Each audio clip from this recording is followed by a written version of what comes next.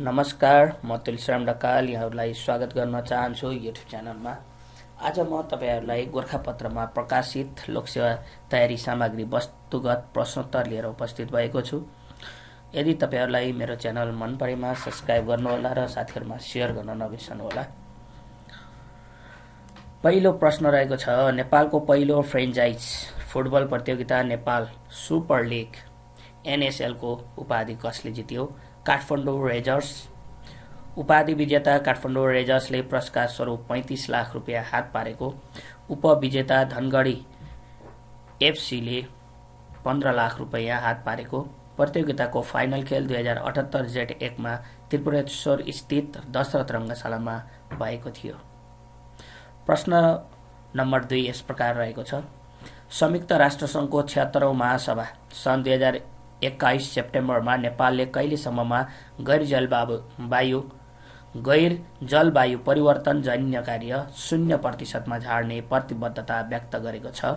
सन् 2050 परराष्ट्र मन्त्री डाक्टर नारायण खड्काद्वारा सन् 2021 सेप्टेम्बर 28 मा महासभालाई सम्बोधन गर्दै सो प्रतिबद्धता व्यक्त गरिएको। त्यस्तै सन् 2026 सम्ममा अल्प विकसित देशको सूचीभन्दा माथि उठ्ने नेपालको लक्ष्य रहेको जनाइएको। प्रश्न नम्बर 3 यस प्रकार रहेको छ, संयुक्त राष्ट्र संघद्वारा सन् 2016 देखि 2030 सम्मका लागि दिगो विकास र समृद्धिका सम्बन्धमा तय गरिएका लक्ष्य कति रहेका छन्? 17। त्यस्तै 169 वटा परिमाणात्मक लक्ष्य र 232 विश्वव्यापी सूचाङ्क निर्धारण गरिएको। प्रश्न नम्बर 4 यस प्रकार रहेको छ, 2078 मा प्रदान गरिएको उत्तम शान्ति पुरस्कारबाट सम्मानित हुने स्रष्टा को हुन्? सरिता अर्याल। मेरो अपहरण नामक कृतिका लागि उक्त कृति मार्फत नियात्रा निबन्धका फाँटमा रागात्मक मानवीय अनुभूतिलाई प्रस्तुत गरिएको उत्तम कुँवर स्मारक पुरस्कार गुठीले जनाएको। पुरस्कारको राशि 1 लाख रुपियाँ रहेको।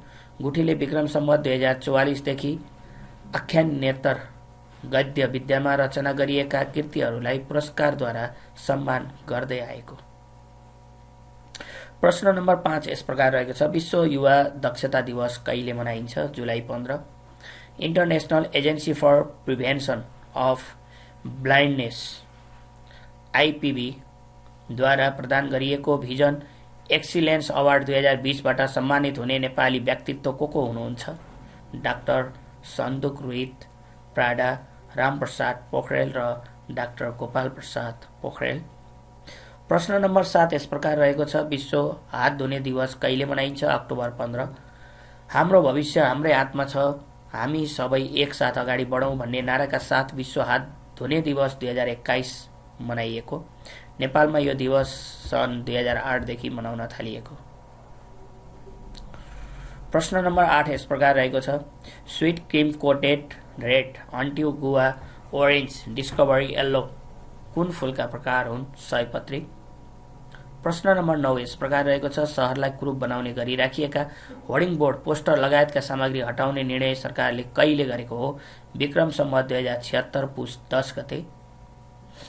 त्यसैगरी प्रश्न नम्बर 10 यस प्रकार रहेको छ, अन्तर्राष्ट्रिय फौजदारी अदालतको प्रधान कार्यालय कहाँ रहेको छ? नेदरल्यान्डको हेग। यो अदालत औपचारिक रूपमा सन् 2002 जुलाई 1 मा स्थापना भएको। हाल सन् 2018 अप्रिल यो संस्थामा 122 सदस्य राष्ट्र रहेका। प्रश्न नम्बर 11 यस प्रकार रहेको छ, असंलग्न आन्दोलनमा आबद्ध सार्क राष्ट्र कुन हुन्? सबै 8 राष्ट्रहरू। त्यसैगरी प्रश्न नम्बर 12 यस प्रकार रहेको छ, सन् 2021 मा जापानको टोकियोमा सम्पन्न ओलम्पिक खेलकुद प्रतियोगितामा पुरुष फुटबलमा स्वर्ण पदक जित्ने राष्ट्र कुन हो? ब्राजिल। ब्राजिलले स्पेनलाई 2-1 गोल अन्तरले पराजित गर्दै स्वर्ण पदक हात पारेको। सन् 2016 को रियो ओलम्पिकमा पनि पुरुष फुटबलतर्फको उपाधि ब्राजिलले नै जितेको। टोकियो ओलम्पिकमा महिला फुटबलको उपाधि क्यानाडाले जितेको। क्यानाडाले फाइनलमा स्विडेनलाई पेनाल्टी सुटआउटमा 3-2 ले हराउँदै स्वर्ण पदक हात पारेको। त्यसैगरी प्रश्न नम्बर 13 यस प्रकार रहेको छ, अन्तर्राष्ट्रिय नृत्य दिवस कहिले मनाइन्छ? अप्रिल 29।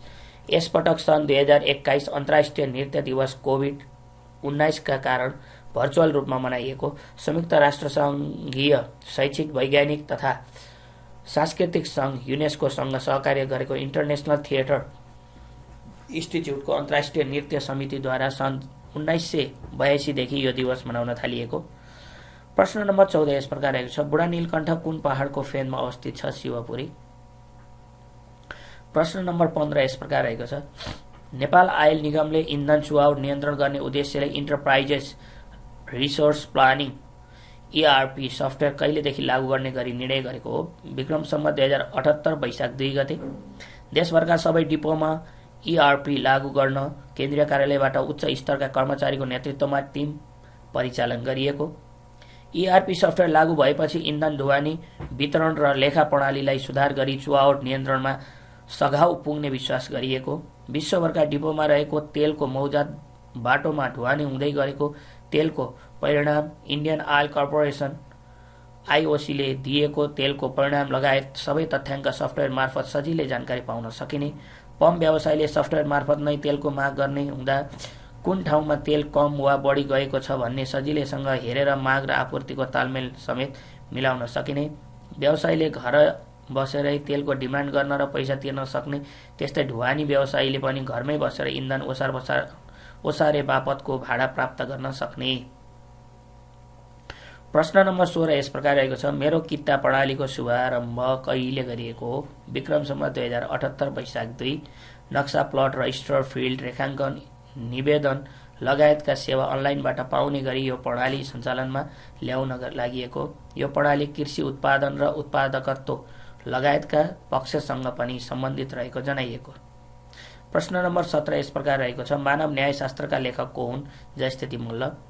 प्रश्न नम्बर 18 यस प्रकार रहेको छ, सन् 2021 अक्टोबरमा मालदिभ्सको मालेमा सम्पन्न साफ च्याम्पियनसिपमा नेपालले कुन स्थान हासिल गर्यो?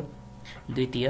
हालसम्मका साफ च्याम्पियनसिप मध्ये यस च्याम्पियनसिपमा नेपालले उत्कृष्ट खेल प्रस्तुत गरेको। 2078 कार्तिक 1 को मन्त्री परिषद बैठकले उपविजेता बनेको नेपाली राष्ट्रिय फुटबल टोलीका प्रत्येक सदस्यलाई पुरस्कार स्वरूप जनै 5 लाख रुपियाँ प्रदान गर्ने निर्णय गरेको। त्यसैगरी नेपाली टोलीका प्रशिक्षकलाई पनि जनै 3 लाख रुपियाँ दिने निर्णय भएको। मालेको राष्ट्रिय रङ्गशालामा भारतले नेपाललाई 3-0 ले पछि पार्दै उपाधि जितेको। प्रश्न नम्बर 19 यस प्रकार रहेको छ, सरकारले सार्वजनिक प्रशासनलाई चुस्त र प्रभावकारी बनाउने उद्देश्यका साथ 10 वर्षीय रणनीति योजना कहिले सार्वजनिक गरेको हो? विक्रम सम्वत 2077 चैत्र 25 गते।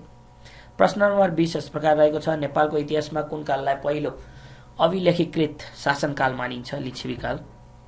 त्यसैगरी प्रश्न नम्बर 21 यस प्रकार रहेको छ, कम्प्युटरमा प्रयोग हुने इन्टेलको पूरा रूप के हो? Integrated electronics.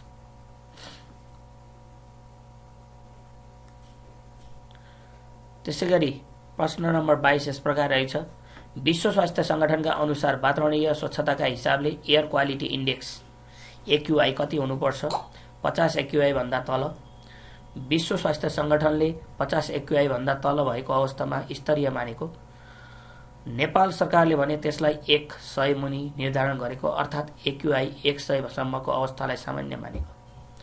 प्रश्न नम्बर 23 यस प्रकार रहेको छ, सबैभन्दा पहिले दौत्य सम्बन्ध कायम भएको आसियान राष्ट्र कुन हो? मलेसिया, सन् 1960 जनवरी 1।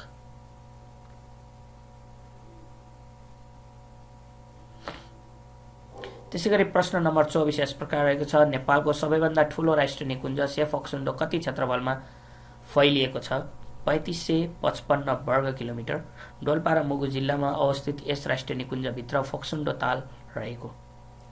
प्रश्न नम्बर 25 यस प्रकार रहेको छ, दक्षिण अमेरिकामा परिवेष्टित राष्ट्र कति रहेका छन्? 2, बोलिभिया र पाराग्वे। त्यसैगरी प्रश्न नम्बर 26 यस प्रकार रहेको छ, मैथिली साहित्यका प्रथम गद्यकार एवं नाटककार कसलाई मानिन्छ? ज्योतिरेश्वर। त्यसैगरी प्रश्न नम्बर 27 यस प्रकार रहेको छ, मरुभूमिको हीरा भनेर चिनिने राष्ट्र कुन हो? लिबिया। त्यसैगरी प्रश्न नम्बर 28 यस प्रकार रहेको छ, राष्ट्रिय खाद्य बैंकको उद्घाटन कहिले गरियो? विक्रम सम्वत 2078 वैशाख 2। नयाँ बानेश्वरमा प्रधान कार्यालय रहेको राष्ट्रिय खाद्य बैंकको नारा पोषिलो आहारका लागि दिगो कृषि रहेको।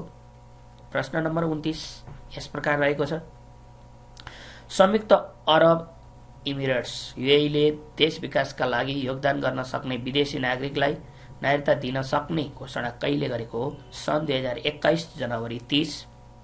र अन्तिम प्रश्न अथवा प्रश्न नम्बर 30 यस प्रकार रहेको छ, लोन्ली प्लानेटको स्थापना कहिले भएको हो? सन् 1972। पर्यटन क्षेत्रसँग सम्बन्धित यस संस्थाको संस्थापक टोनी व्हिलर र मौरिन व्हिलर रहेका। हरेक वर्ष पर्यटकीय क्षेत्रहरूको सूची प्रकाशन गर्ने यस संस्थाले पर्यटन सम्बन्धी पुस्तकहरू, गाइड बुकहरू तथा श्रव्य दृश्य सामग्रीको उत्पादन तथा बिक्री वितरण गर्ने। यसको मुख्यालय अस्ट्रेलियाको मेलबर्न, शाखा कार्यालय लन्डन, बेइजिङ र नयाँ दिल्लीमा रहेको र यसको प्रस्तुतकर्ता रहनुभएको थियो टङ्क केसी। जुन मैले यो वस्तुगत प्रश्नोत्तरहरू तपाईहरुमाझ जुन प्रस्तुत गरेँ र यो प्रश्नोत्तरहरू जुन प्रस्तुत गरेको प्रश्नोत्तरहरू छन्, यी प्रश्नोत्तरहरू गोरखापत्रमा प्रकाशित प्रश्नोत्तरहरू हुन् र यदि तपाईहरुलाई मेरो भिडियो मन परेमा साथीहरुमा शेयर गर्नुहोला र यदि च्यानल सब्स्क्राइब गर्नुभएको छ भने सब्स्क्राइब गर्न नबिर्सनुहोला। हस्त धन्यवाद।